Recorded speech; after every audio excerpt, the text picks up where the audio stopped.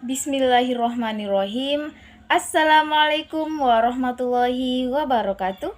Selamat datang dan selamat bergabung pada talk show kita hari ini, yaitu terkait dengan definisi dan penggolongan. Oke, langsung saja karena speaker pertama kita telah bergabung. Jadi, untuk pertanyaan yang pertama yaitu, apa sih pengertian definisi itu? Bismillahirrahmanirrahim. Assalamualaikum warahmatullahi wabarakatuh. Terima kasih atas waktu yang telah diberikan. Nah, di sini saya akan menjelaskan mengenai pengertian dari definisi. Kata definisi berasal dari bahasa Latin yaitu definer, yang berarti mengurung dalam lingkup batas-batas tertentu atau membatasi. Dengan demikian, definisi adalah penetapan batas-batas pengertian sebuah konsep secara singkat, jelas, tepat, padat, dan lengkap. Sehingga konsep yang hendak dirumuskan itu dapat dimengerti secara jelas dan dapat dibedakan dari konsep yang lain. Definisi juga dapat dikatakan sebagai sebuah pernyataan yang memuat penjelasan tentang arti suatu term atau istilah.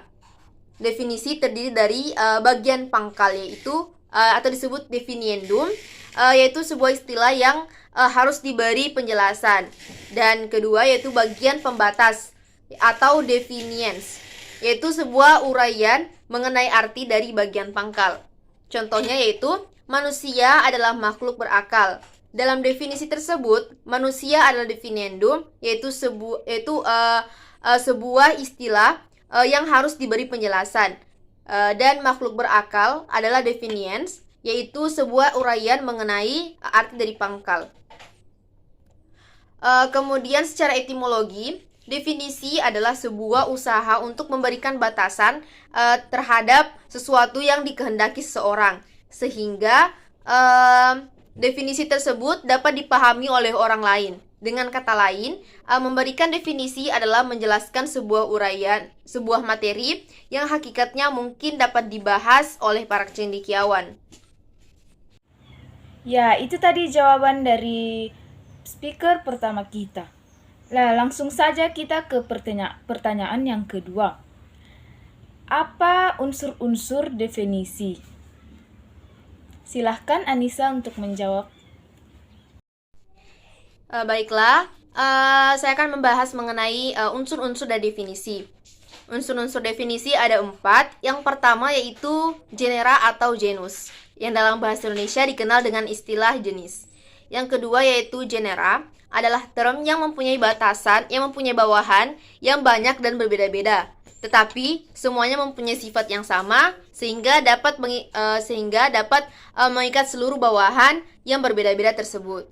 Yang ketiga yaitu differentia atau difference, yang dalam bahasa Indonesia dikenal dengan istilah sifat pembeda.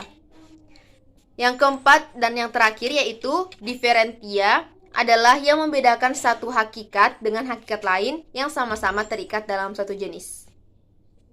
Oke, itu tadi jawaban dari pengertian dan unsur-unsur definisi yang telah dijelaskan oleh speaker pertama kita, yaitu Anissa Wisran.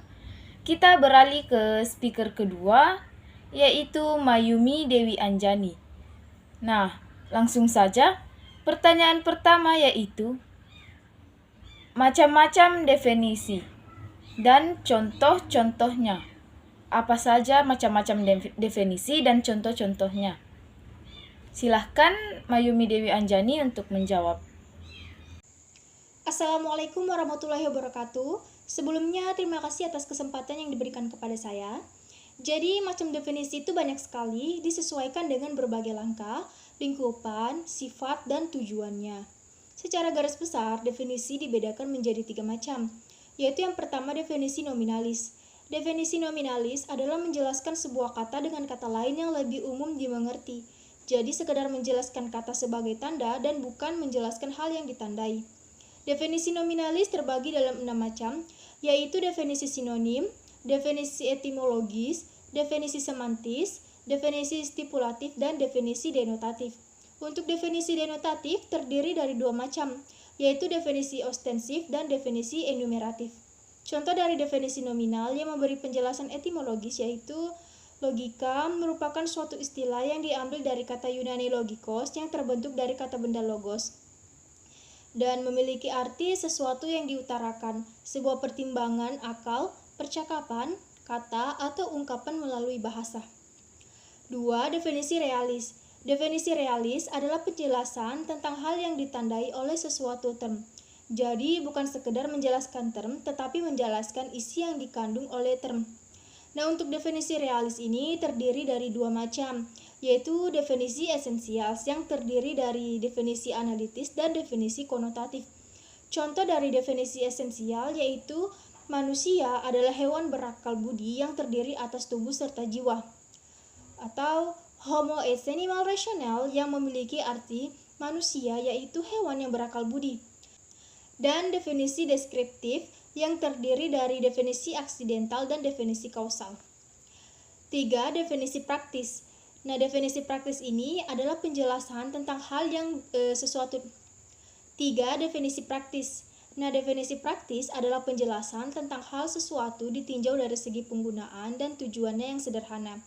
Untuk definisi praktis terdiri dari 3 macam, yaitu definisi operasional, definisi persuasif, dan definisi fungsional. Jadi itu dia macam-macam dari definisi dan contoh-contohnya. Sekian dan terima kasih.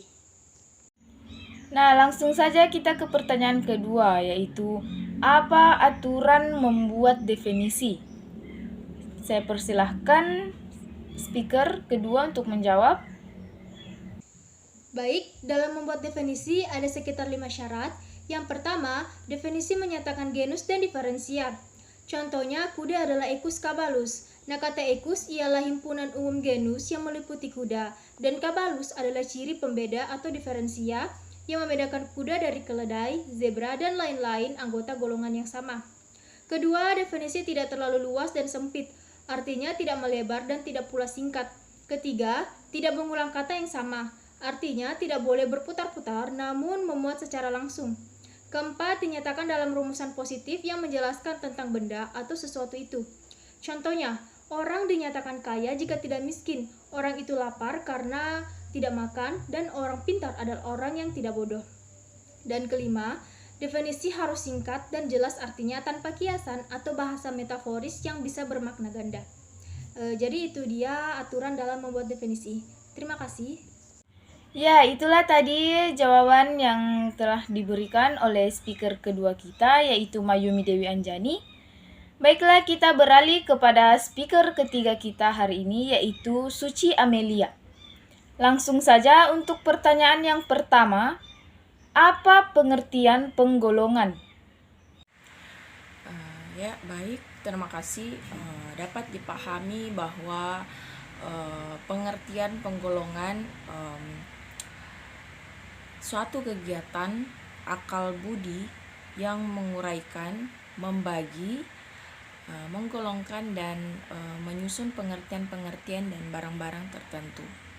Dapat dilihat dari contohnya yaitu penggolongan warna kulit dalam penerimaan pegawai mendapat tentangan keras dari masyarakat. Ya, itu tadi jawaban yang diberikan oleh speaker ketiga kita. Langsung saja kita beralih ke pertanyaan yang kedua. Jadi, apa saja aturan-aturan penggolongan?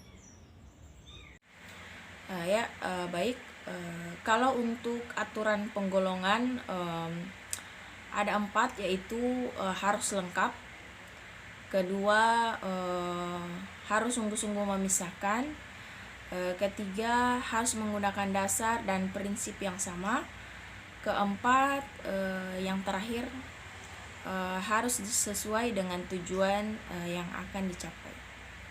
Itu saja aturan penggolongan. Terima kasih. Oke, baiklah.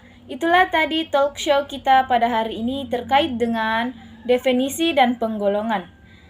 Apabila ada salah kata, mohon dimaafkan. Wabillahi taufiq wal hidayah. Wassalamualaikum warahmatullahi wabarakatuh.